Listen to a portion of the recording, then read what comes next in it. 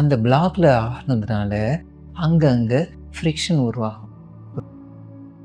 எப்போ நாம் என்ன செய்கிறோமோ அந்த நேரத்தில் அதுவாக இருக்கணும். அதுக்கப்புறம் அந்த அன்போடு பார்க்கும் பொழுது என்னுடைய மனம் எப்படி இருக்கும்? அன்பாக.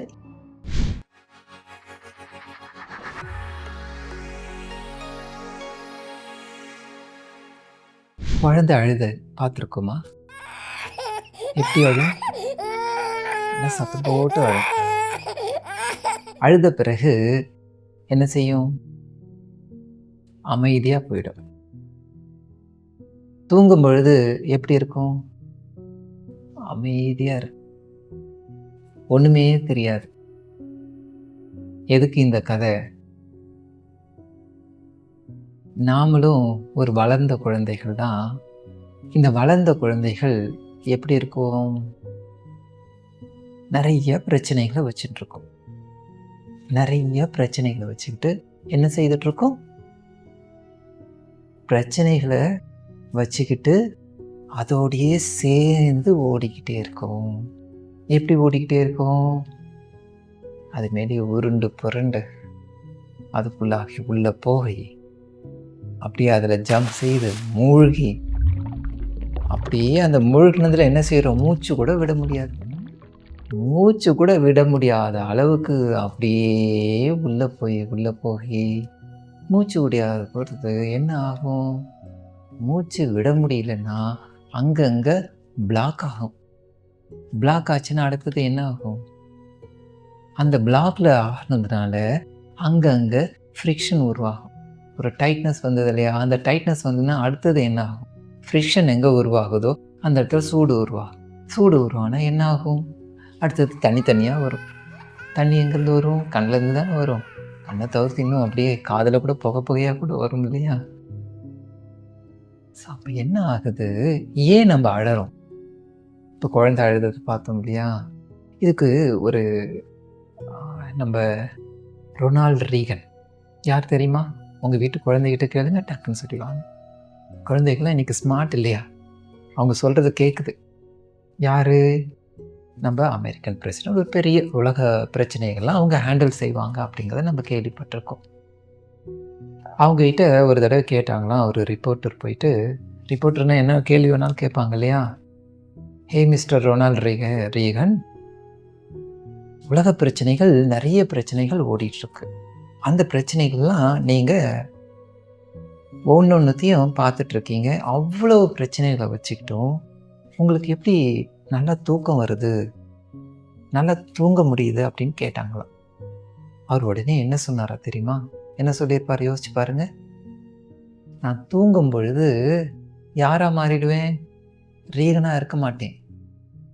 அவ்வளோ பிரச்சனையை தலையில் வச்சுட்டு இருக்குமே, பெரிய உலகத்தையே அப்படியே எடுத்து தலையில் தாங்கி அந்த என்ன ஹெர்குலஸ் சொல்லுவோம் இல்லையா? அப்படியே பிடிச்சிட்டு இருப்பாராம். அந்த மாதிரி ஹெர்குலஸ்லாம் தெரியுமா? யார்? ஒரு ஆஜானுபாக இருக்கக்கூடிய ஒரு பெரிய ஒரு ஜெயண்ட். அதை தாங்கி பிடிச்சிட்டு இருக்க மாதிரி நான் நினச்சிட்டு இருக்கேனே, அப்போதைக்கு நான் அவரை சுவிட்ச் ஆஃப் பண்ணிடுவேன். கேரக்டரை மாற்றிக்குவேன், ரோல் மாற்றிக்கிறது. அந்த ரோலை மாற்றிட்டு தூங்கும் பொழுது குழந்தையாக தூங்குவாராம். அந்த குழந்தையாக தூங்குறதுனால என்னுடைய பெட்டு அதிகமாக ஈரமாகாது. ஏன்னா நான் அழறது குறைச்சி அழுதுவேன். எப்போ தூக்கம் வருதுங்கிறதுக்காக தான் குழந்தை அழுவும். பார்த்துருக்கீங்களா? பசிச்சாலும் அழுவும், அதே மாதிரி தூக்கம் வந்தாலும் அழுவும். அப்படியே அந்த அழுததோடையே அப்படியே தூங்கிடுவாங்க. பார்த்துருக்கீங்களா? அப்போ அந்த தூங்கின உடனே எல்லாவற்றையும் மறந்து தூக்கத்தில் ஜாலியாக சிரிச்சிட்டு கூட இருப்பாங்க. நம்மளும் தூக்கத்தில் நிறைய சிரிக்கிறோம் இல்லையா? ஆனால் குழந்தை சிரிக்கிற மாதிரி, குழந்தையோடைய மனசு மாதிரி மாறிட்டோம்னா அப்போ அந்த அழறதுங்கிறது கட்டாயிடுது. அதுக்காக தான் அவர் சொல்கிறாரு, நான் அதிகமாக அழாத காரணத்தினால பெட்டு வெட்டாகாது. பெட்டே ஈரமாகிற அளவுக்கு அழறோம் இல்லையா? அதுதான் சொல்ல வராங்க. எவ்வளோ அழகாக அவர் தன்னுடைய டெக்னாலஜி, அந்த லாஜிக்காக வச்சுருக்காங்க பாருங்கள். என்ன டெக்னிக் அது? எப்போ நாம் என்ன செய்கிறோமோ அந்த நேரத்தில் அதுவாக இருக்கணும். அதுக்கப்புறம் இந்த நேரத்தில் இந்த டியூட்டி அப்படிங்கிற ஒரு விஷயம் வரும்போது, அந்த டியூட்டியை நான் செய்யும் பொழுது என்னவா மாறிடுறேன்? வேற ஒரு ஆளா மாறத் தெரியணும். இல்ல, இல்ல எனக்கு இப்படிதான் அப்படின்னு சொல்லிட்டு நாம அத கேரி பண்ணிக்கிட்டே போகணும்னு சொன்னோன்னா, கேரியர் என்ன ஆகும்? கேரியருக்கு ஒரு லிமிட் இருக்குல்ல. இந்த லிமிட்ட தாண்டுனா கேரியர்லேருந்து வெடிச்சுக்கிட்டு வெளியில வரும். அந்த வெடிச்சுக்கிட்டு வெளியில வர்றது தான் நமக்குள்ளாக இருக்கக்கூடிய கோபம், வெறுப்பு, ஒண்ணுமே எனக்கு முடியல அப்படிங்கிறது ஒரு வெறுப்பு, மத்தவங்க மேலே வந்து ஒரு பொறாமை, உலகத்த நினைச்சே வந்து ஒரு அருவருப்பு, ஏன் நம்மள நாமே வந்து நாம வெறுத்துக்குவோம். ஸோ அந்த வெறுப்பு உணர்ச்சி, காழ்ப்புணர்ச்சி என்னமோ சொல்லுவாங்க பாருங்க. நிறைய அந்த உணர்ச்சிகளுக்கு பேர் நிறைய இருக்கும். அப்படியெல்லாம் வித்தியாசமாக நாம வந்து மாறி என்ன செய்கிறோம்? திரும்ப திரும்ப சேர்த்து தான் வைக்கிறோம். கேரியரில் இருக்கிறத என்ன பண்ணணும்? வெளியில விடணும், குறைக்கணும் இல்லையா? குறைச்சா தானே புதுசாக ஃபில்லப் செய்ய முடியும். ஆனால் நான் கேரியர் என்ன செய்கிறேன்? இன்னும் கொஞ்சம் அதிகமாக ஃபில் பண்ணுறேன். எதை ஃபில் செய்கிறேன்?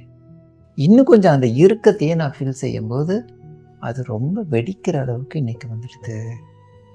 அது எப்படி இருக்கணும்? குழந்தைகிட்ட போயிட்டு நீங்கள் ஏதோ ஒரு 4 அடி அடிச்சிட்டிங்கன்னு வச்சுக்கோமே, அடிக்கக்கூடாது. இருந்தாலும் நம்ம ஏதோ ஒன்று செய்துட்டோம்னு சொன்னால் கூட இந்த குழந்தை அந்த ஞாபகத்தையே வச்சிட்ருக்கா. இந்த பெரிய குழந்தை தான் ஞாபகம் வச்சிட்ருக்கோம். அதை கரெக்டாக எத்தனை வருஷமானாலும் ஞாபகம் வச்சுக்கிட்டு அன்னைக்கு நீ செய்த பாரு அப்படிங்கிறது இன்னைக்கு இவர் எடுப்பார்.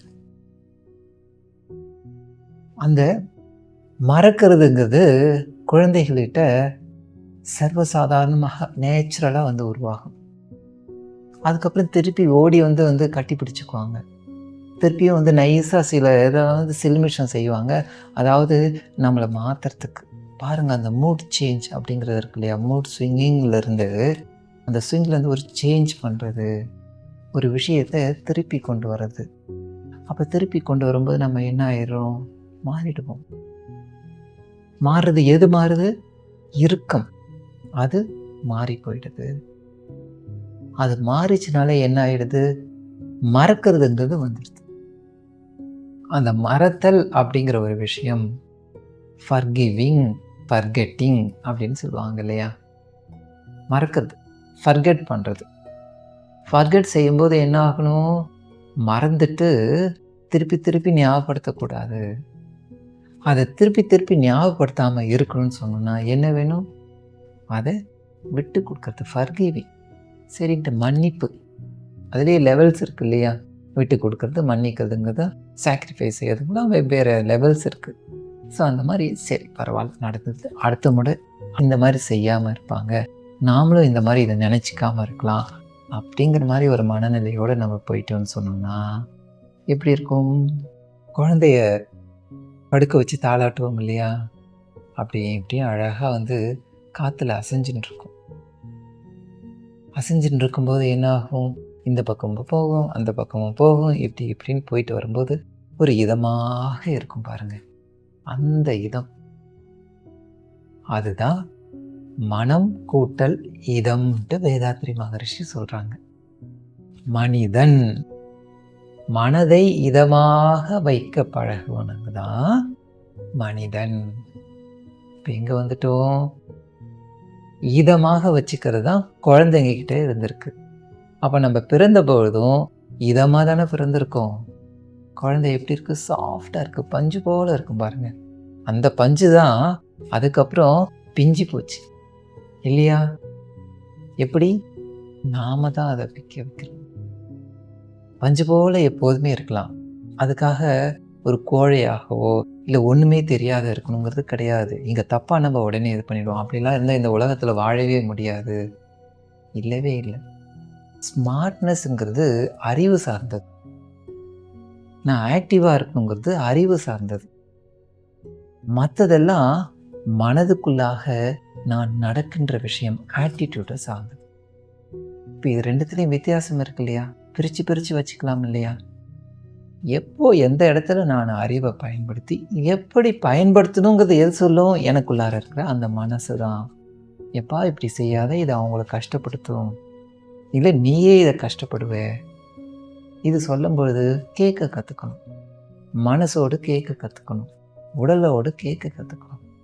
இப்படி நாம் உள்ளுக்குள்ளாக பழக ஆரம்பிக்கும்போது வேதாத்திரி மகரிஷி சொன்ன விளக்கத்துக்கு பார்த்தோன்னா, மனம் கூட்டல் இதம், மனதை இதமாக வைத்திருக்கக்கூடிய மனிதனாக மாறலாம். இதம்ங்கிறது எல்லா இடங்கள்லையும் பொருந்தக்கூடியது, நம்மக்கிட்ட மட்டும் இல்லை மற்றவங்ககிட்டையும் பொருந்தக்கூடியது.